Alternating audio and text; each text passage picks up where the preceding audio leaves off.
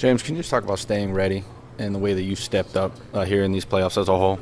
Oh man, it's challenging, But when the prize in front of you is a championship, you find a way to refocus and lock in. And so for me, it's been the maturation. The maturation process for me has happened over a couple of years, where my role has diminished, my role has increased.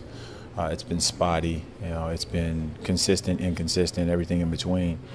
But all along, I've known that I can help this team because I have a very unique skill set. And so I've just tried to hone that. And now having the ability to actually do it when it counts with these guys makes all those, tough days well worth it. Let me ask you about that unique skill set. Obviously, you can play defense and you can rebound. How important is that to go along with the offensive game?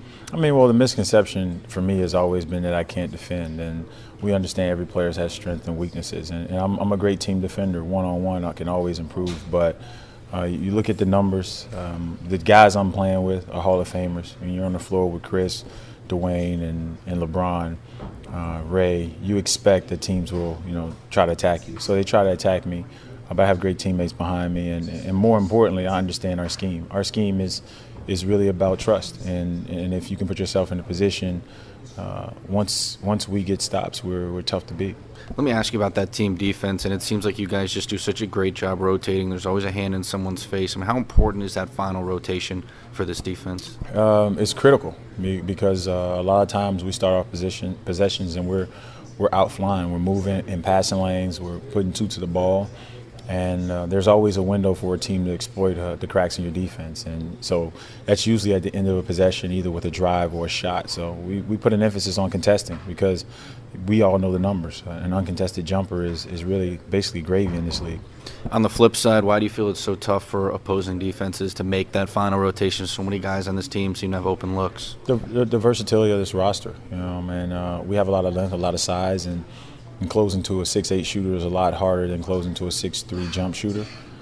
And we work well. Our movements, our patterns there, we have great chemistry. And when we make you cover that much ground, you either have to give up a wide open jumper or you give up a layup to one of our guys. And once you allow those guys to get in the paint, they're tough to stop.